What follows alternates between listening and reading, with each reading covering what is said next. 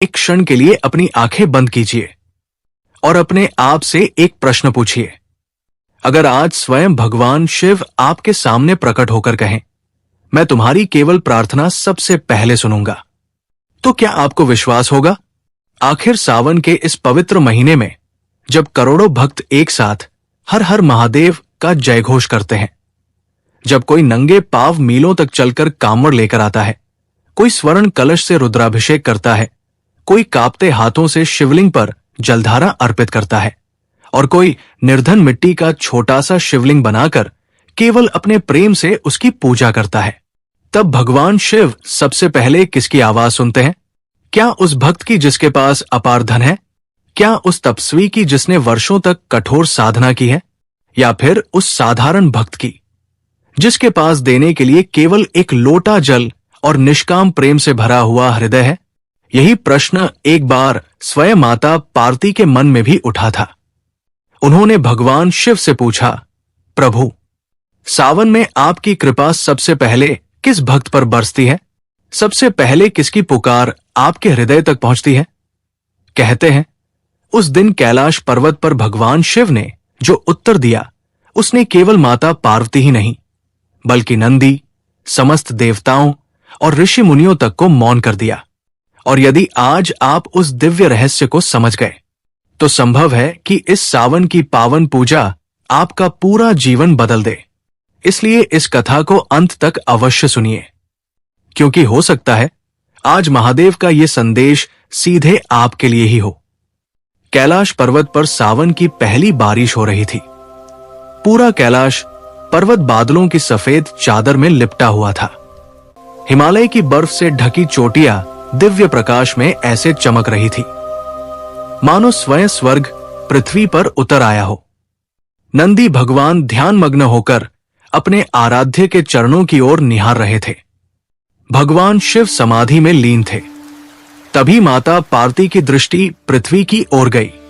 उन्होंने देखा, कहीं एक वृद्ध कांपते हाथों से शिवलिंग पर जल अर्पित कर रहा है, कहीं एक निर्धन बालक मिट्टी का शिवलिंग बनाकर ओम नमः शिवाय का जप कर रहा है, कहीं एक मां अपनी गोद में शिशु को लेकर भोलेनाथ का स्मरण कर रही है, तो कहीं हजारों कांवड़िए नंगे पांव कठिन यात्रा करते हुए केवल एक ही विश्वास के साथ आगे बढ़ रहे हैं कि महादेव उनकी पुकार अवश्य सुनेंगे। किसी की आंखों में आंसू थे, किसी के हाथों में बेलपत्र थे, किसी के पास केवल एक लोटा जल था और किसी के पास अर्पित करने के लिए कुछ भी नहीं था। फिर भी हर हृदय और हर जुबान पर केवल एक ही नाम था, महादेव। ये दृश्य देखकर माता पार्वती का हृदय करुणा से भर उठा। उन्होंने मन ही मन सोचा, महादेव तो सबके हैं, पर जब इतने सारे भक्त एक साथ उन्हें पुकारते होंगे, तब वे सबसे पहले किसकी ओर देखते होंगे? कुछ ही क्षण बाद भगवान शिव ने धीरे धीरे अपनी समाधि से नेत्र खोले। उनकी करुणामय दृष्टि में ऐसा तेज था जो जन्म जन्मांतर के अंधकार को भी प्रकाश में बदल सकता था। माता पार्वती ने श्रद्धा से हाथ जोड़कर महादेव को नमन करते हुए पूछा, स्वामी, सावन का महीना आपका सबसे प्रिय समय माना जाता है। इन दिनों असंख्य भक्त आपकी आराधना करते हैं। कोई व्रत रखता है, कोई रुद्राभिषेक करता है, कोई कांवड़ यात्रा करता है, तो कोई भक्त ओम नमः शिवाय का जप करता है। परंतु स्वामी, मेरे मन में एक जिज्ञासा बार बार उठ रही है। जब इतने सारे भक्त एक साथ आपको पुकारते हैं, तब आपकी कृपा दृष्टि सबसे पहले किस पर पड़ती है? सबसे पहले किसकी पुकार आपके हृदय तक पहुंचती है? ये सुनकर भगवान शिव मंद मंद मुस्कुराते हुए बोले, देवी, आज तुमने ऐसा प्रश्न पूछा है जिसका उत्तर यदि कोई मनुष्य अपने जीवन में समझ ले, तो फिर उसे किसी चमत्कार की आवश्यकता नहीं पड़ेगी। आज मैं तुम्हें 4 भक्तों की कथा सुनाऊंगा। चारों मुझे समान श्रद्धा से पुकारते थे। चारों सावन में मेरी आराधना करते थे। उन चारों भक्तों की इच्छाएं अलग अलग थी, लेकिन उनमें से केवल एक भक्त की पुकार सबसे पहले मेरे हृदय तक पहुंची। ये सुनते ही माता पार्वती की आंखें जिज्ञासा से चमक उठी और वे आतुर होकर सुनने लगी। नंदी ने भी अपने कान खड़े कर लिए। देवगण समीप आकर शांत भाव से बैठ गए। ऐसा लग रहा था मानो स्वयं समय भी ठहर गया हो, क्योंकि जो उत्तर अब महादेव से मिलने वाला था वो केवल माता पार्वती के लिए नहीं बल्कि कलयुग के प्रत्येक शिव भक्त के लिए था। भगवान शिव ने कुछ क्षण पृथ्वी की ओर देखा, फिर वे गंभीर लेकिन मधुर स्वर में बोले, देवी, अब सुनो पहले भक्त की कथा। वो एक अत्यंत धनी व्यापारी था। उसके विशाल भवन दूर दूर तक प्रसिद्ध थे। सोने चांदी से भरे हुए भंडार, अनगिनत सेवक, सैकड़ों बैलगाड़ियां और असंख्य व्यापारिक प्रतिष्ठान उसके वैभव की गवाही देते थे। नगर के लोग उसे केवल धनवान ही नहीं बल्कि मेरा परम भक्त भी मानते थे। सावन का महीना आते ही उसका उत्साह देखते ही बनता था। प्रत्येक सोमवार वो अपने महल से भव्य शोभायात्रा निकालता। आगे आगे शंख और नगाड़े बजते, पीछे वेदों का उच्चारण करते ब्राह्मण चलते और उनके पीछे सेवक चांदी के कलशों में गंगाजल, दूध, दही, घी, मधु और सुगंधित चंदन लेकर मंदिर की ओर बढ़ते। मंदिर पहुंचकर वो स्वर्ण कलश से मेरा रुद्राभिषेक करता। सैकड़ों किलो फल, वस्त्र और दान सामग्री वितरित की जाती और पूरा नगर उसकी भक्ति की प्रशंसा करते हुए कहता, ऐसी पूजा करने वाला भक्त अवश्य ही महादेव का सबसे प्रिय होगा। ये देखकर माता पार्वती मुस्कुराई और बोली, प्रभु, इतना दान, इतना वैभव और इतनी श्रद्धा से आपकी पूजा करने वाला भक्त तो आपको अत्यंत प्रिय होगा। भगवान शिव ने मंद मुस्कान के साथ उत्तर दिया, देवी, उसकी श्रद्धा में कोई कमी नहीं थी। उसने जो कुछ अर्पित किया वो भी सच्चे मन से ही किया, लेकिन उसके हृदय में एक ऐसी सूक्ष्म इच्छा थी जिसने उसकी भक्ति को अधूरा बना दिया। माता पार्वती ने आश्चर्य से पूछा, कैसी इच्छा प्रभु? महादेव बोले, वो मुझे प्रेम से कम और अपनी इच्छाओं की पूर्ति के लिए अधिक याद करता था। जब उसका व्यापार बढ़ता तब वो कहता, देखो, ये सब महादेव की कृपा है। लेकिन जैसे ही व्यापार में थोड़ी सी भी हानि होती उसके मन में शिकायत जन्म लेने लगती। वो सोचता, मैं इतना बड़ा रुद्राभिषेक करता हूं, इतना दान देता हूं, फिर भी मेरे साथ ऐसा क्यों हुआ? धीरे धीरे उसकी पूजा भक्ति से अधिक एक सौदे का रूप लेने लगी। वो ये मान बैठा कि जितना अधिक अर्पण करेगा उतनी ही अधिक कृपा उसे अवश्य मिलेगी। एक सावन सोमवार को उसने अत्यंत विशाल रुद्राभिषेक का आयोजन किया। नगर के प्रतिष्ठित लोग वहां उपस्थित थे। मंदिर फूलों और दीपों से सजा हुआ था। अभिषेक समाप्त होने पर उस व्यापारी ने गर्व से सबके सामने घोषणा की, इस वर्ष महादेव की कृपा से मेरा व्यापार दोगुना हो जाएगा। उपस्थित लोग उसकी प्रशंसा करने लगे। उसी समय मंदिर के बाहर एक निर्धन विधवा अपने बीमार पुत्र को गोद में लिए खड़ी थी। वो कई दिनों से भूखी थी। उसने व्यापारी के एक सेवक से विनती की, बेटा, यदि थोड़ा सा प्रसाद मिल जाए तो मेरे बच्चे की भूख मिट जाएगी। लेकिन सेवक ने उसे ये कहकर भगा दिया कि पहले बड़े लोगों में प्रसाद बांटा जाएगा। व्यापारी ने ये सब अपनी आंखों से देखा, किंतु वो मौन रहा। उसने मन ही मन सोचा, यदि मैं हर आने जाने वाले को देने लगूंगा तो व्यवस्था बिगड़ जाएगी। भगवान शिव कुछ क्षण मौन रहे, फिर उनकी वाणी और भी गंभीर हो गई और वो बोलने लगे, देवी, उसी क्षण उस व्यापारी का रुद्राभिषेक तो पूर्ण हो गया, लेकिन उसकी भक्ति अधूरी रह गई। उसने मेरे शिवलिंग पर तो दूध चढ़ाया, किंतु मेरे ही एक भूखे स्वरूप को खाली हाथ लौटा दिया। वो ये भूल गया कि मैं केवल पत्थर के शिवलिंग में ही नहीं बल्कि प्रत्येक जीव के हृदय में भी निवास करता हूं। ये सुनकर माता पार्वती की आंखों में करुणा भर आई।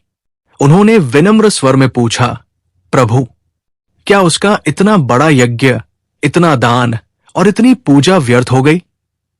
भगवान शिव ने तुरंत उत्तर दिया, नहीं देवी, सच्चे मन से किया गया कोई भी शुभ कर्म कभी व्यर्थ नहीं जाता। उसे अपने दान का पुण्य मिला, समाज में सम्मान मिला और व्यापार में भी उन्नति मिली। लेकिन उसकी पुकार सबसे पहले मेरे हृदय तक नहीं पहुंच सकी, क्योंकि उसके अर्पण में प्रेम से अधिक अपेक्षा थी। वो मुझे पाने नहीं, मुझसे पाने आया था। फिर महादेव ने अत्यंत करुणा से कहा, याद रखना देवी, मैं भक्त के हाथ में रखे स्वर्ण कलश का भार नहीं देखता, उसके हृदय में बसे प्रेम का भार देखता हूं। जो मुझे पाने के लिए धन अर्पित करता है, मैं उसका दान स्वीकार करता हूं, लेकिन जो मेरे बच्चों का दुख दूर करने के लिए अपना हृदय अर्पित करता है, मैं स्वयं उसका हो जाता हूं। भगवान शिव के मुख से ये वचन सुनते ही कैलाश पर्वत पर गहरा मौन छा गया। मंद पवन बहने लगी। देवगण गंभीर चिंतन में डूब गए और माता पार्वती श्रद्धा से महादेव की ओर निहारते हुए बोली, प्रभु, यदि धन भी किसी भक्त को आपके सबसे निकट नहीं पहुंचा सकता, तो फिर कौन सी भक्ति आपको सबसे पहले स्पर्श करती है? भगवान शिव मुस्कुराए। उनकी मुस्कान में एक दिव्य रहस्य छिपा हुआ था। उन्होंने शांत स्वर में कहा, देवी, इस प्रश्न का उत्तर समझने के लिए अब तुम्हें मेरे दूसरे भक्त की कथा सुननी होगी। भगवान शिव कुछ क्षण मौन रहे, फिर उन्होंने शांत और गंभीर स्वर में कहना आरंभ किया, देवी, अब सुनो दूसरे भक्त की कथा। ये भक्त न किसी बड़े नगर में रहता था और न ही उसके पास धन संपत्ति का कोई वैभव था। वो एक छोटे से गांव का अत्यंत विद्वान ब्राह्मण था। उसका पूरा जीवन वेदों के अध्ययन, यज्ञ अनुष्ठानों और ईश्वर के नाम के जप में व्यतीत होता था। दूर दूर से लोग विवाह, यज्ञ, गृह प्रवेश और अन्य शुभ कार्यों के लिए आदरपूर्वक उसे बुलाते थे।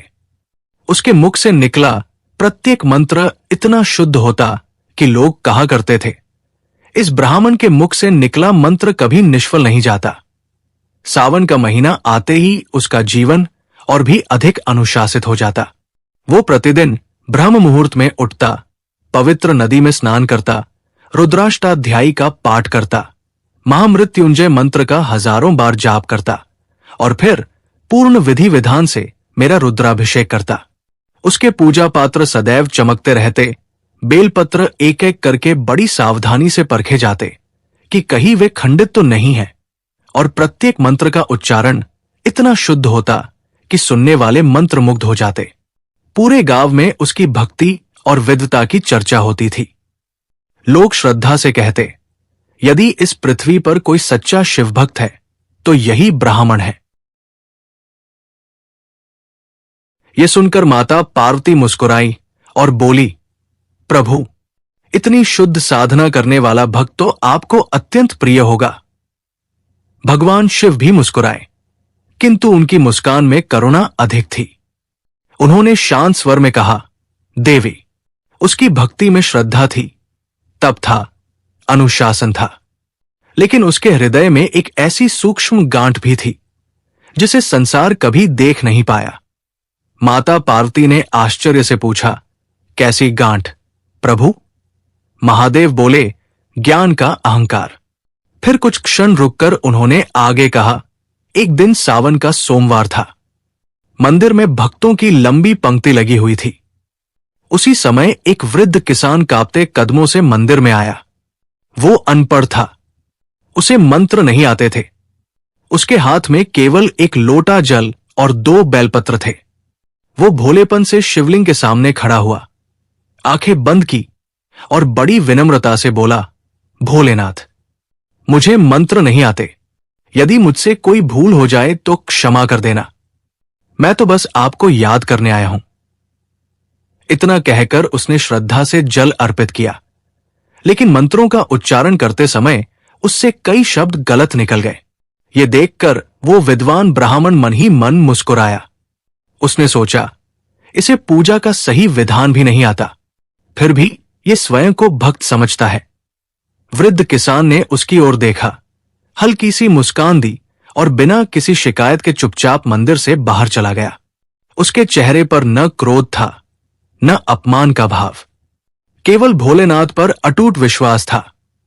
भगवान शिव कुछ क्षण मौन रहे, फिर उनकी वाणी गंभीर हो उठी, देवी।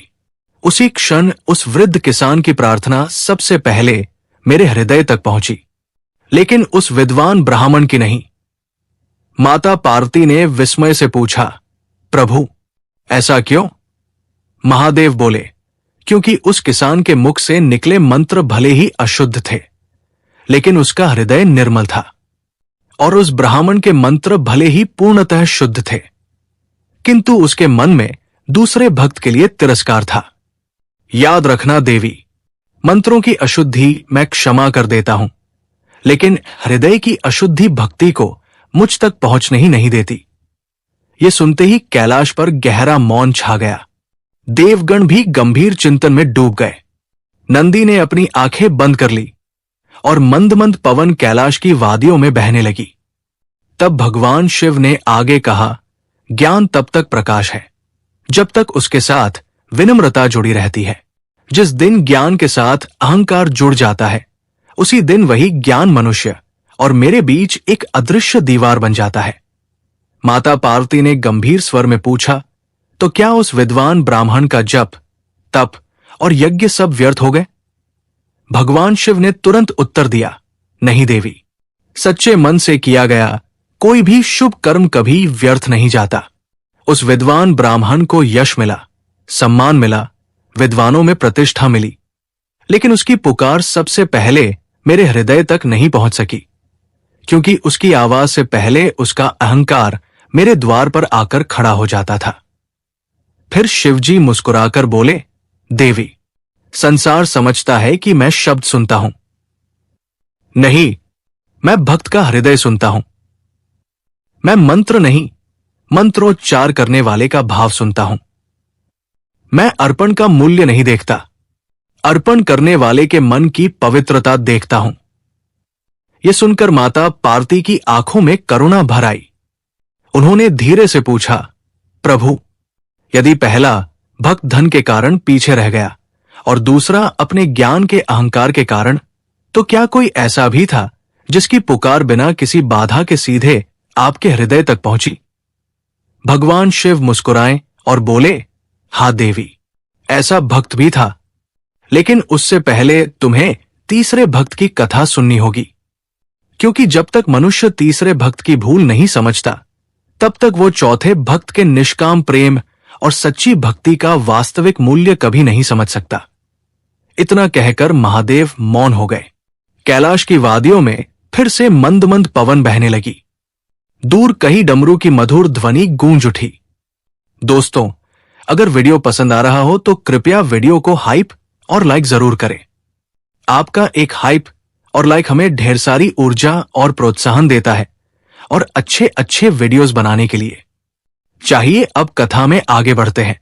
भगवान शिव ने कुछ क्षण तक शांत भाव से पृथ्वी की ओर देखा। फिर वे गंभीर स्वर में बोले, देवी, अब सुनो मेरे तीसरे भक्त की कथा। ये भक्त न तो धनवान था और न ही कोई बड़ा विद्वान। वो एक साधारण परिश्रमी किसान था।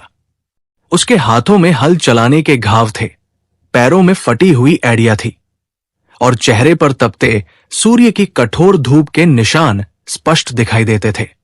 उसका जीवन खेत, बैलों और अपने छोटे से परिवार के बीच ही बीतता था।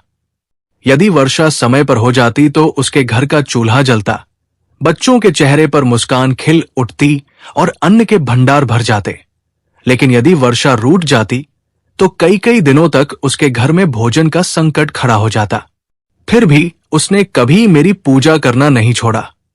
सावन का महीना आते ही वो प्रतिदिन खेत पर जाने से पहले गांव के प्राचीन शिव मंदिर अवश्य आता। उसके पास न दूध था, न घी, न चंदन और न ही बहुमूल्य पुष्प। वो अपने खेत की मेड़ पर उगे हुए बेलपत्र श्रद्धा से चुनता, कुएं से एक लोटा स्वच्छ जल भरता और बड़ी सरलता से मेरे शिवलिंग पर अर्पित कर देता। उसके होठों पर केवल एक ही मंत्र रहता, ओम नमः शिवाय, ओम नमः शिवाय। माता पार्वती मुस्कुराकर बोली, प्रभु, ये तो अत्यंत सरल, निष्कपट और सच्चा भक्त प्रतीत होता है। भगवान शिव ने उत्तर दिया, हां देवी, उसकी श्रद्धा सरल थी, उसका हृदय छलकपट से रहित था, परंतु उसके भीतर एक ऐसी कमजोरी थी जो धीरे धीरे उसकी भक्ति को कमजोर कर रही थी। माता पार्वती ने आश्चर्य से पूछा, कमजोरी? कैसी कमजोरी प्रभु? महादेव बोले, उसका विश्वास परिस्थितियों पर निर्भर था। फिर उन्होंने उस घटना का वर्णन करते हुए कहा, एक वर्ष सावन के मध्य अचानक वर्षा रुक गई। खेतों में दरारें पड़ने लगी। कई महीनों की मेहनत से बोया हुआ बीज सूखने लगा। घर में रखा अंतिम अन्न भी समाप्त होने लगा। उस रात किसान की छोटी बेटी भूख से रोते रोते सो गई। उसकी पत्नी की आंखों में आंसू थे, लेकिन वो पति का साहस टूटता हुआ नहीं देखना चाहती थी। अगली सुबह वो कांपते कदमों से मंदिर पहुंचा। उसके हाथ में आज भी वही एक लोटा जल और कुछ बेलपत्र थे, किंतु आज उसकी आंखों में आंसू थे। उसने शिवलिंग पर जल चढ़ाया और भारी स्वर में कहा, हे भोलेनाथ, मैंने कभी आपकी पूजा छोड़कर किसी दूसरे द्वार पर माथा नहीं टेका। मैंने कभी किसी का बुरा नहीं किया। फिर भी मेरे बच्चों को भूखा क्यों सोना पड़ रहा है? क्या मेरी प्रार्थना आप तक नहीं पहुंचती? क्या मेरी भक्ति में कोई कमी रह गई? इतना कहकर वो मंदिर की सीढ़ियों पर बैठ गया। उसकी आंखों से आंसू बहते रहे, लेकिन कुछ ही क्षण बाद उसने अपने ही आंसू पोंछे। दोनों हाथ जोड़कर फिर बोला, प्रभु, यदि ये भी आपकी इच्छा है तो मैं इसे भी स्वीकार करता हूं। बस इतना आशीर्वाद दीजिए कि मेरा विश्वास कभी न टूटे। माता पार्वती ये सुनकर भावुक हो उठीं। उन्होंने पूछा, प्रभु, क्या आपने उसकी पुकार नहीं सुनी? भगवान शिव मुस्कुराए और बोले, सुनी थी देवी। उसकी प्रत्येक पुकार मैंने सुनी थी। जब वो खेत में पसीना बहाता था तब भी मैं उसके साथ था। जब वो सूखी धरती देखकर रोता था तब भी मैं उसके आंसुओं का साक्षी था। लेकिन वो मेरी उपस्थिति को केवल अपनी सफलता में खोजता था, अपनी परीक्षा में नहीं। संसार के अधिकांश लोग यही भूल करते हैं। जब तक सब कुछ उनके मन के अनुसार चलता है तब तक वे मुझे दयालु कहते हैं, लेकिन जैसे ही जीवन उनकी परीक्षा लेने लगता है उनका विश्वास डगमगाने लगता है। वे समझते हैं कि भक्ति का अर्थ है मैं पूजा करूं और बदले में मुझे सुख मिले, मैं व्रत रखूं और मेरी हर इच्छा पूरी हो जाए, मैं जल चढ़ाऊं और मेरे जीवन में कभी कोई दुख ना आए। लेकिन देवी, सच्ची भक्ति कभी व्यापार नहीं होती। सच्ची भक्ति का अर्थ है जब सब कुछ छिन जाए तब भी उसका विश्वास मुझसे न छिने। जब संसार साथ छोड़ दे तब भी वो मेरे नाम का साथ न छोड़े। मनुष्य ये नहीं समझ पाता कि कई बार मैं उसकी इच्छाएं इसलिए पूरी नहीं करता क्योंकि मैं उसके लिए उससे भी बड़ा कल्याण तैयार कर रहा होता हूं।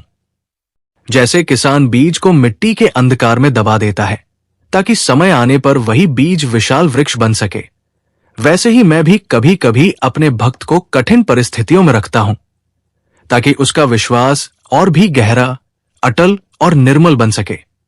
इतना कहते ही कैलाश पर पुनः गहरा मौन छा गया। मंद मंद वर्षा होने लगी। भगवान शिव की जटाओं से बहती गंगा की धारा और भी मधुर स्वर में प्रवाहित होने लगी। उस दिव्य वातावरण में महादेव ने आगे कहा, देवी, पहला भक्त धन के अभिमान में उलझ गया, दूसरा अपने ज्ञान के अभिमान में बंध गया, तीसरे ने अपने विश्वास को परिस्थितियों से बांध दिया। इसलिए इन तीनों की भक्ति पूर्ण होकर भी अधूरी रह गई। ये सुनकर माता पार्वती की उत्सुकता और बढ़ गई। उन्होंने श्रद्धा से हाथ जोड़कर पूछा, प्रभु, यदि धन, ज्ञान और परिस्थितियों पर आधारित विश्वास भी आपकी कृपा को सबसे पहले आकर्षित नहीं कर पाता, तो फिर वो कौन था जिसकी पुकार बिना किसी बाधा के सीधे आपके हृदय तक पहुंची? उसके पास ऐसा क्या था जो इन तीनों के पास नहीं था? भगवान शिव की आंखों में करुणा की दिव्य ज्योति और भी प्रखर हो उठी। उन्होंने पृथ्वी की ओर देखते हुए कहा, देवी, अब मैं तुम्हें उस चौथे भक्त की कथा सुनाऊंगा। वो न धनवान था, न विद्वान, न ही संसार में प्रसिद्ध। किसी ने उसके नाम के जयकारे नहीं लगाए, किसी ने उसकी भक्ति की प्रशंसा नहीं की। संसार की दृष्टि में उसका कोई विशेष महत्व नहीं था, लेकिन उसके हृदय में जो निष्कलंक प्रेम, पूर्ण समर्पण और निस्वार्थ भक्ति थी, वही उसे मेरे सबसे निकट ले आई। इतना कहकर महादेव कुछ क्षण के लिए शांत हो गए। ऐसा लगा मानो वे उस भक्त की निर्मल भक्ति को पुनः अपने हृदय में अनुभव कर रहे हों। फिर उन्होंने माता पार्वती की ओर स्नेहपूर्ण दृष्टि से देखा और गंभीर स्वर में कहा, अब सुनो उस चौथे और मेरे सबसे प्रिय भक्त की कथा। भगवान शिव ने अत्यंत करुणामय स्वर में कहना आरंभ किया, देवी, मेरा वो भक्त न किसी बड़े नगर में रहता था, न किसी आश्रम में, और न ही लोग उसे संत, महात्मा या विद्वान कहकर सम्मान देते थे। वह एक साधारण सा वृद्ध व्यक्ति था। उसके पास न अपना घर था, न खेत, न धन और न ही परिवार का कोई सहारा। वर्षों पहले उसकी पत्नी इस संसार से विदा हो चुकी थी और उसका इकलौता पुत्र जीविका की तलाश में दूर देश चला गया था। समय बीतता गया, ऋतु बदलते रहे, सावन आते और चले जाते, पर वो पुत्र कभी लौटकर नहीं आया। धीरे धीरे वो वृद्ध संसार की भीड़ में बिल्कुल अकेला रह गया। उसके शरीर पर फटे हुए वस्त्र थे, पैरों में टूटी हुई खड़ाऊ थी और हाथ में केवल एक पुरानी लकड़ी की लाठी। गांव के लोग उसे एक साधारण भिखारी समझते थे। कई लोग उस पर दया करते, कुछ उसका उपहास भी उड़ाते, लेकिन मेरी दृष्टि में वो एक ऐसा भक्त था जिसके हृदय में स्वार्थ का एक कण भी नहीं था। हर सावन की भोर में, जब आकाश में सूर्य की पहली किरण भी नहीं निकलती थी, वो सबसे पहले गांव के बाहर बहने वाली छोटी सी नदी के तट पर पहुंच जाता। दोनों हथेलियों से जल भरकर सूर्य देव को प्रणाम करता, फिर उसी निर्मल जल को एक छोटे से मिट्टी के पात्र में भर लेता। लौटते समय जहां कहीं भी बेल का वृक्ष दिखाई देता, वो भूमि पर गिरे हुए ताजे बेलपत्र अत्यंत श्रद्धा से उठा लेता। उसने जीवन भर कभी किसी बेल वृक्ष की डाली नहीं तोड़ी, क्योंकि वो कहा करता था, जिस वृक्ष ने बिना मांगे मुझे इतना कुछ दिया है, उसे पीड़ा देकर मैं अपने भोलेनाथ को कैसे प्रसन्न कर सकता हूं। उसके पास फूल खरीदने के लिए धन नहीं था, इसलिए वो मार्ग में खिले जंगली फूलों को देखकर केवल मुस्कुरा देता और प्रेम से कहता, प्रभु, ये फूल यही अच्छे लगते हैं, इन पर भौंरे बैठते हैं, तितलियां खेलती है। मैं आपको फूल नहीं दे सकता, लेकिन अपना प्रेम अवश्य अर्पित कर सकता हूं, और मेरे लिए वही सबसे बड़ा पुष्प है। माता पार्वती विस्मित होकर बोली, प्रभु, क्या वो केवल जल और गिरे हुए बेलपत्र ही अर्पित करता था? भगवान शिव मुस्कुराए और बोले, हाँ देवी, उसके पास देने के लिए और कुछ था ही नहीं, लेकिन जो उसके पास था वो संसार के सबसे बड़े धनवान के पास भी नहीं था। माता ने उत्सुक होकर पूछा, वो क्या था प्रभु? महादेव बोले, उसके पास संतोष था, कृतज्ञता थी और सबसे बढ़कर निष्काम प्रेम था। जब वो मंदिर पहुंचता तो कभी मुझसे धन, सुख, आयु या समृद्धि नहीं मांगता था। वो शिवलिंग पर जल चढ़ाता, दोनों हाथ जोड़कर कुछ क्षण मुझे निहारता और मुस्कुराकर केवल इतना कहता, भोलेनाथ, आपका बहुत बहुत धन्यवाद। आज भी आपने मुझे अपनी शरण में आने का अवसर दिया। बस इतना आशीर्वाद दीजिए कि मेरे कारण किसी को दुख न पहुंचे। यदि संभव हो तो आज किसी भूखे को भोजन मिल जाए, किसी रोते हुए के चेहरे पर मुस्कान लौट आए और किसी निराश मनुष्य को जीने का साहस मिल जाए। मेरे लिए तो आपने जितना दिया है वो मेरी पात्रता से भी कहीं अधिक है। माता पार्वती की आंखें भर आई। उन्होंने पूछा, प्रभु, उसने अपने लिए कभी कुछ नहीं मांगा? भगवान शिव ने उत्तर दिया, नहीं देवी, एक भी दिन नहीं। फिर उन्होंने आगे कहा, एक बार लगातार कई दिनों से वर्षा हो रही थी, नदी उफान पर थी, वृद्ध के पास भोजन का एक दाना भी नहीं बचा था। 3 दिन से उसने कुछ नहीं खाया था। उसका शरीर भूख और कमजोरी से कांप रहा था। फिर भी उसने मंदिर जाना नहीं छोड़ा। वो भीगे हुए वस्त्रों में किसी प्रकार शिवालय पहुंचा। कांपते हाथों से उसने मेरे शिवलिंग पर जल अर्पित किया और मुस्कुराकर बोला, भोलेनाथ, आज मेरे पास आपको देने के लिए केवल ये जल है और ये थका हुआ शरीर, इसे भी स्वीकार कर लीजिए। यदि आज मेरा अंत भी हो जाए तो मुझे कोई शिकायत नहीं होगी, क्योंकि मैंने जीवन भर आपका नाम लिया है। आपने मुझे जितना प्रेम दिया वही मेरे जीवन की सबसे बड़ी संपत्ति है। इतना कहकर वो मंदिर से बाहर निकला ही था कि उसने मंदिर की सीढ़ियों पर एक छोटा सा बालक ठंड और भूख से कांपते हुए देखा। वृद्ध स्वयं 3 दिन से भूखा था, लेकिन उसी सुबह किसी दयालु स्त्री ने उसे एक सूखी रोटी देकर कहा था, बाबा, इसे रास्ते में खा लेना।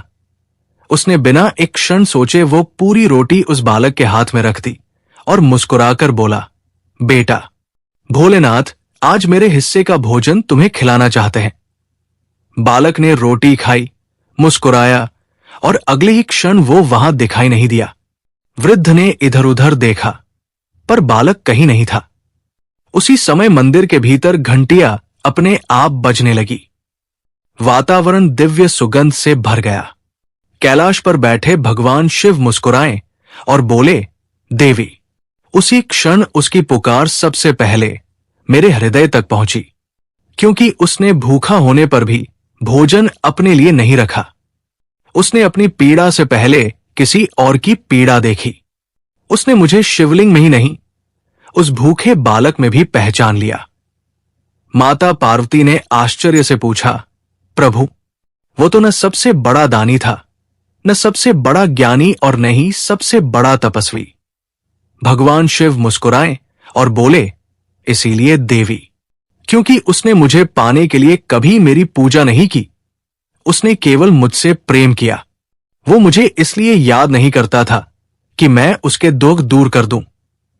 वो मुझे इसलिए स्मरण करता था क्योंकि उसका हृदय मेरे बिना अधूरा था। उसने कभी अपनी भक्ति का मूल्य नहीं लगाया। उसने कभी अपने प्रेम का सौदा नहीं किया।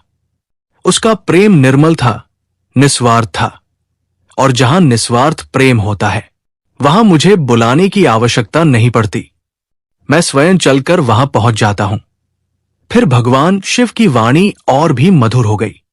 उन्होंने कहा, देवी, संसार समझता है कि मैं दूध के अभिषेक, स्वर्ण के कलश और भव्य मंदिरों से प्रसन्न होता हूं।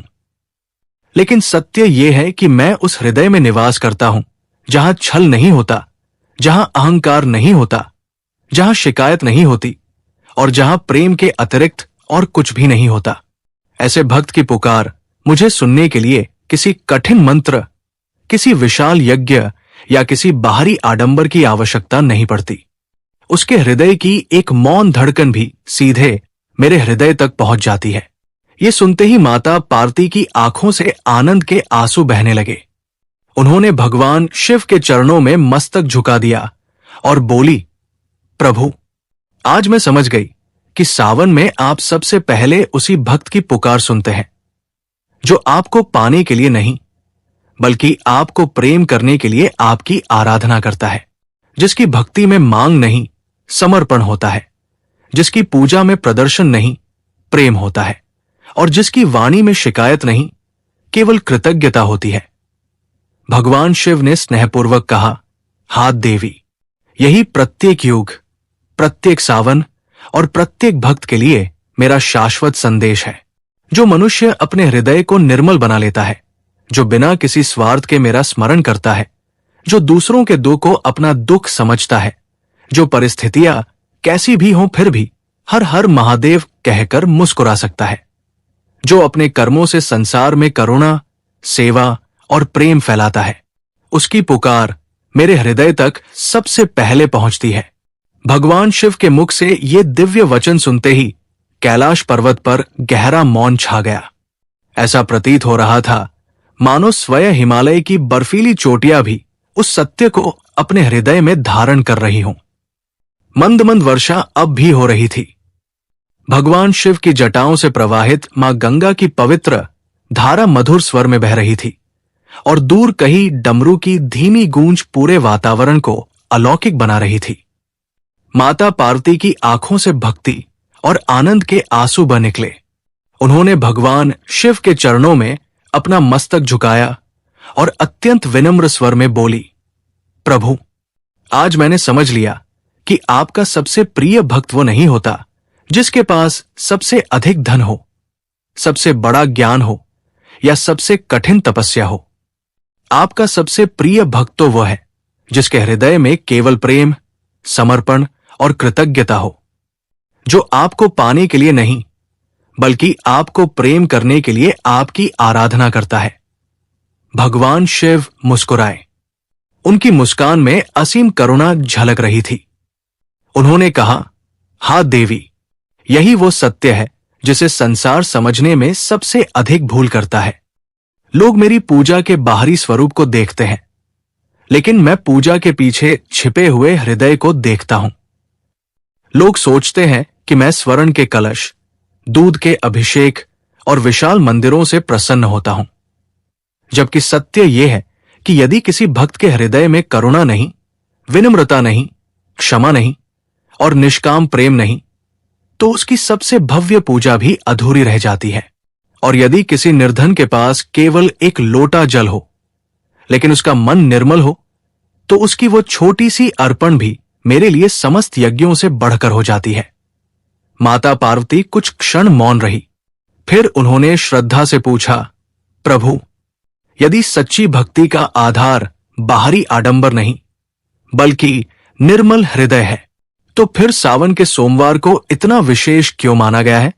क्या इस पावन दिन का कोई ऐसा रहस्य भी है जिसे अधिकांश लोग आज तक नहीं समझ पाए? भगवान शिव ने करुणा से भरी दृष्टि माता पार्वती की ओर उठाई। कुछ क्षण मौन रहने के बाद महादेव गंभीर किंतु मधुर स्वर में बोले, देवी, अब मैं तुम्हें सावन के सोमवार का वास्तविक महत्व बताता हूं। माता पार्वती ने श्रद्धा से अपने दोनों हाथ जोड़ लिए। देवगण भी एकाग्र होकर बैठ गए। भगवान शिव बोले, संसार के अधिकांश लोग ये समझते हैं कि सावन का सोमवार केवल व्रत रखने, जल चढ़ाने, बेलपत्र अर्पित करने या मंदिर जाकर पूजा करने का दिन है। ये सब अत्यंत शुभ है, लेकिन यदि मनुष्य केवल इतना ही करके लौट आए और उसका स्वभाव पहले जैसा ही बना रहे, तो समझो उसने सावन का केवल बाहरी स्वरूप देखा, उसका वास्तविक रहस्य नहीं समझा। देवी, सावन का प्रत्येक सोमवार मनुष्य को स्वयं के भीतर झांकने का अवसर देता है। जिस प्रकार वर्षा की बूंदें धरती की धूल को धो देती है, उसी प्रकार इस पावन मास में मनुष्य को अपने हृदय की धूल भी धोनी चाहिए। यदि उसके भीतर क्रोध है तो उसे क्षमा में बदलना चाहिए। यदि अहंकार है तो उसे विनम्रता में बदलना चाहिए। यदि लोभ है तो उसे संतोष में बदलना चाहिए। यदि ईर्ष्या है तो उसे शुभकामना में बदलना चाहिए। यही सावन का वास्तविक व्रत है। केवल अन्न का त्याग करने से व्रत पूर्ण नहीं होता। अपने भीतर के दोषों का त्याग करने से व्रत पूर्ण होता है। केवल शिवलिंग पर जल चढ़ाने से अभिषेक पूर्ण नहीं होता। अपने भीतर की कठोरता को करुणा में बदल देने से सच्चा अभिषेक होता है। केवल ओम नमः शिवाय का जप कर लेने से साधना पूर्ण नहीं होती। उस मंत्र को अपने आचरण में उतार लेने से साधना सफल होती है। जो मनुष्य सावन के सोमवार को किसी भूखे को भोजन कराता है, किसी दुखी को सांत्वना देता है, अपने माता पिता की सेवा करता है, किसी निराश व्यक्ति के चेहरे पर मुस्कान लाने का प्रयास करता है और बिना किसी स्वार्थ के किसी प्राणी का भला करता है, उसका प्रत्येक शुभ कर्म मेरे लिए हजारों कलशों के अभिषेक से भी अधिक प्रिय हो जाता है। देवी, मैं मंदिरों में उतना नहीं रहता जितना ऐसे निर्मल हृदयों में निवास करता हूं। लोग समझते हैं कि मैं कैलाश पर रहता हूं, परंतु सत्य यह है कि जहां करुणा है, जहां सेवा है, जहां सत्य है, जहां क्षमा है और जहां निष्काम प्रेम है, वही मेरा वास्तविक कैलाश है। इसलिए सावन का सोमवार केवल पूजा का पर्व नहीं बल्कि आत्म परिवर्तन का महापर्व है। जो इस दिन अपने भीतर एक भी बुराई को छोड़ देता है, वो मेरे और अधिक निकट आ जाता है। जो अपने जीवन में एक भी अच्छे गुण को स्थायी बना लेता है, उसका प्रत्येक सोमवार सफल हो जाता है। और जो अपने हृदय को प्रेम, सेवा, कृतज्ञता और विश्वास से भर लेता है, उसके लिए वर्ष का हर दिन सावन बन जाता है। इतना कहकर भगवान शिव कुछ क्षण मौन हो गए। कैलाश की वादियों में डमरू की मधुर ध्वनि गूंज रही थी। माता पार्वती की आंखें श्रद्धा और आनंद से चमक उठी। उन्होंने विनम्र स्वर में कहा, प्रभु, अब मैं समझ गई कि सावन का सोमवार केवल उपवास का दिन नहीं बल्कि अपने हृदय को पूर्णतः शिवमय बनाने का एक अद्भुत अवसर है। भगवान शिव मुस्कुराए और बोले, हाँ देवी। और जो इस रहस्य को समझ लेता है, उसकी भक्ति केवल सावन तक सीमित नहीं रहती, उसका पूरा जीवन ही मेरी निरंतर आराधना बन जाता है। इतना कहकर भगवान शिव पुनः समाधि में लीन हो गए। कैलाश पर फिर से दिव्य शांति छा गई। डमरू की मधुर ध्वनि धीरे धीरे आकाश में विलीन हो गई। लेकिन महादेव का ये अमर संदेश युगों युगों तक समस्त मानवता के हृदय में गूंजता रहा। सच्ची भक्ति वो नहीं जो केवल मंदिर तक पहुंचे, सच्ची भक्ति वो है जो मनुष्य के हृदय को शिवमय बना दे। प्रिय श्रोताओं, अब एक क्षण के लिए स्वयं से पूछिए, यदि आज भगवान शिव आपके सामने खड़े होकर आपके हृदय को देखें, तो उन्हें वहां क्या दिखाई देगा? अहंकार, शिकायत, स्वार्थ और अपेक्षाएं, या प्रेम, सेवा, करुणा, कृतज्ञता और पूर्ण समर्पण? क्योंकि महादेव आपके हाथों का अर्पण नहीं, आपके हृदय का भाव स्वीकार करते हैं। यदि इस सावन आप अपने भीतर केवल एक बुराई का भी त्याग कर दें, किसी एक पीड़ित व्यक्ति के जीवन में मुस्कान ला दें, किसी भूखे को भोजन करा दें, किसी निराश मनुष्य का साहस बन जाएं, और हर परिस्थिति में हर हर महादेव कहते हुए अपने विश्वास को अडिग बनाए रखें, तो समझ लीजिए कि आपका प्रत्येक सोमवार सफल हो गया। यदि भगवान शिव का यह दिव्य संदेश आपके हृदय को स्पर्श कर गया हो, तो कमेंट में श्रद्धा से एक बार अवश्य लिखिए, ओम नमः शिवाय। ये केवल एक मंत्र नहीं, स्वयं महादेव का स्मरण है। इस कथा को अपने परिवार, मित्रों और उन सभी शिव भक्तों तक अवश्य पहुंचाइए जो सच्ची भक्ति का ये अमूल्य रहस्य जानना चाहते हैं। संभव है कि आपके द्वारा साझा की गई ये कथा किसी एक व्यक्ति के जीवन में श्रद्धा, विश्वास और भक्ति की नई ज्योति जला दे। मिलते हैं अगले वीडियो में। हर हर महादेव। ओम नमः शिवाय।